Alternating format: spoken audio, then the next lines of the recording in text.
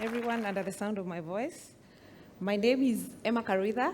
I'm a team lead with East Africa, SEACOM Business East Africa.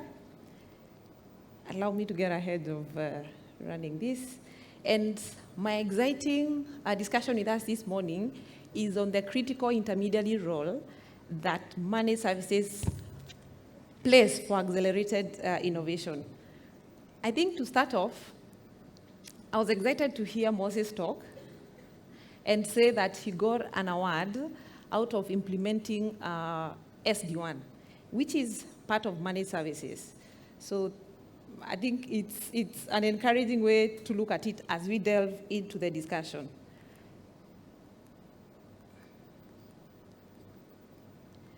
So I'm sure we all know about Kodak, the case study. They were once a large conglomerate. They ruled the world. They had blades and razors. They copied what Gillette, what the printers guys do. That once you buy the camera, the film would make them a lot of money. And they ruled the industry for a long time. Then somewhere along the line, probably 20, 30 years ago, one of their engineers invented digital film. He took it up to the board level. And the feedback he got was, no, we are not interested. This is not the time. What happens next? Fujifilm, which is out of Japan, got wind of it. Of course, they latched on it. And today, as we know it, Fujifilm is way ahead of Kodak. I think for me, the part that really buttresses this is after this, 10 years after Fujifilm came on, Kodak had 10 years. And in those 10 years, all they did was deny. The board would sit, they would be told, this is the market feedback, we need to collaborate. Even if we are not the first to do this, we need to come back, we need to do this, but they refuse. So right now, they're coming back. If you've noticed, they're doing collaborations with Kodak. They're doing collaborations with the type of Oppo. But you can imagine from being a world leader to where they are today. So, ladies and gentlemen, this is the call towards managed services. Because our need, as Plato would say, will be the creator. Managed services, has a lot of descriptions. If I roll the mic right now to all of us, I'm sure I'll get 2 or 3 definitions out of us. But to me and my experience, I would say it's a convergence of IT services and resources towards offering a service. Now, it can be a service or services, but looking at it from an ego's point of view is bringing together tech, people, and resources. And in our region, there has been a discussion for the last, I would say, 10 plus years. And many organizations are looking at it, maybe considering it. Some have done an incredible job, like we've had the captains of the industry talk. And for those of us who have not, I hope we are opening up the discussion. And please feel free to engage us. Just to mention, our management and my team members are somewhere there, so please feel free to engage us. So that is the traditional way of looking at money service was just tech and cost savings and looking at it maybe I've saved capital savings. Sorry, but what is the new generation? The new generation of money services, how does it look like? So it's an evolving state of adaptation, whereby as leaders, we are looking at strategic outcomes. Yes, I have made an investment in SD1. Yes, I've made, an investment in cybersecurity, say DDoS, SASE, Zero Edge. Once I've made all these investments, what does it amount to? Is it just tech? Is it just platforms that we are putting there? Or are we looking at, as many people have mentioned here, speaker after speaker, are we looking at strategic outcomes like lead time to market? Are we listening? Are they able to give us the voice of the customer. What's the customer saying on the ground? If, for example, is smart communications that you have, or connectivity, or whichever way we look at it, how is it able to give us stakeholder management and stakeholder trust? So these are the various metrics that right now have started informing managed services, and that we at SEACOM have invested in.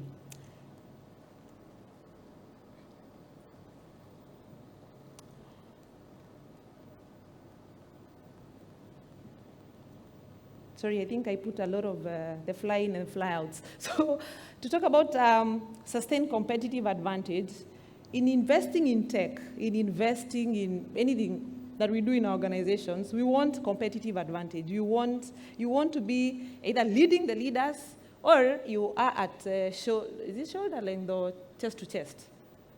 Now, it's not enough to just transform. It's not enough to just have competitive advantage. It is imperative in our fast-moving world that we have sustained competitive advantage, something that keeps us in the know and in the front in the industry. Now, we also acknowledge that innovation is not really one of the easiest things. We will talk about it, we'll say innovation, but it's not one of the easiest things. Why? It needs a lot of money, a lot of dedication, a lot of knowledge, and you need to invest in people and in technologies. So what is the proposal, or what is the outlook that we are looking at from a vendor perspective and from SEACOM? We are saying we have invested in these technologies, we have invested in the people, and we are encouraging us, let us take the journey, take off the encumbrances, take off, you don't have to maintain that legacy platform. You don't have to have people at the back working on something that it's not core of your business. Have that trust and take the step towards looking at managed services. So just KPMG did a study or a survey. And out of the 1,000 businesses that were surveyed, 73% acknowledge that they have implemented managed services in one way or the other. So it tells us a story that the permeation is real. We are accepting of managed services, but they said in some sort of way. Now, out of that 73, 62% say managed services is no longer traditional, where someone was at the back. I'm sure if I say this, where you get a techie to look at something that was not working by a raise of hand, we all understand that kind of model. So 62% agree that we have moved from that sort of thinking. Now, I hope it's yes. Now, who makes decisions on managed services? I wouldn't say managed services is cheap, honestly, in terms of investment. But we are seeing a shift from traditionally, you would see that those who made decisions, I'm part of the team that has been talking to IT all the way to functional heads. And I'll tell you, the last probably 8 years, we were always talking to IT and operations. Now, if you look at the stats that are with us, CEOs, functional heads, and boards are beginning to step. In fact, the highest group that confirmed that this is a decision that they are doing actively for the organization are CEOs. So that paints a picture that managed services is not only here to stay with us, it is the catalyst that we need to innovate. Like, let me just paint a picture.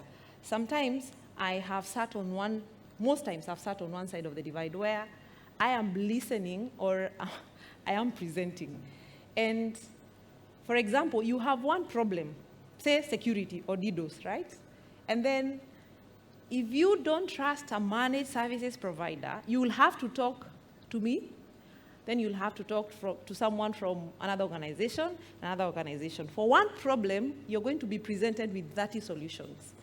Are they wrong? Not necessarily. Are they correct? How do you ascertain in enough time to implement for your organization this is right? So, ladies and gentlemen, that is where managed services providers, ourselves as SEACOM, come in to tell you we have the knowledge, the expertise, and the investments, and the collaborations globally to walk you on that journey.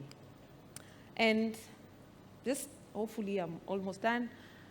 Then this brings us to the excellency of leverage. Leverage, you understand, is, I don't know, some will say it's an advantage, or you use someone else's position as an advantage to rise up, right? So just by what we've been saying, you do not have to invest in it. You do not have to employ resources. Neither do you have to figure it out alone. We have these partnerships we've spoken about. So we are not just going to present to you, maybe work with just this one person or this one person. The options that you've looked at and you want to explore, we in collaboration with them. And we are saying, leverage this. At the core of it, a call to all of us as vendors is delivery with excellence. Because if we do it with excellence, then the trust in the market will come. Because the one thing that we face most of the times when we have conversations with most of you that I see in the room is trust. Can I give you this? Can we allow you to run these systems? How competent are you? If there's something wrong, who can I get? Can I get someone to come and sit in your organization? So, and you see, I know if I ask for a survey, we will all confirm these are conversations we've had with our vendors. And we are, again, reiterating that we have done this for years. We've invested in it. Please, we've opened up the discussion. Let us have the conversation. As I finish up, this is what, as SEACOM, we bring to you as managed services. In terms of connectivity, we have fiber internet access, we have broadband, direct internet access, CloudWorks, Ethernet, and all that. In terms of cybersecurity, which has been, I know, if I say cybersecurity, everyone is alert right now, whether personally or at work.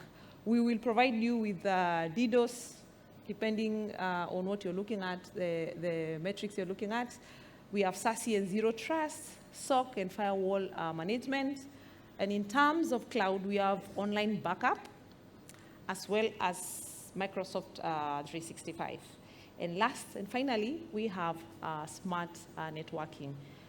It's not all in-house, just to reassure you that we have partnered and collaborated with the best in the market. What we are saying is we are here to lead you on a journey that is not, it's not, for example, if you go on YouTube, you want to change your tire. I don't know, men, I'm sure the men here know how to do that. If I want to have a flat tire, and probably I'm on my way to work, the first thing I'll do, I will go on YouTube, right? And the first thing I do, I don't know about anyone else, but the first thing I do, I go for the one that has more views. Why? I assume that's the most correct one. Is it the correct one? Probably it's the longer one, or it gives me a lot of details that I don't need. But I went for the one that has more. So what's the question probably I'll pose to us as leaders is, what metrics are you using to walk the managed services journey?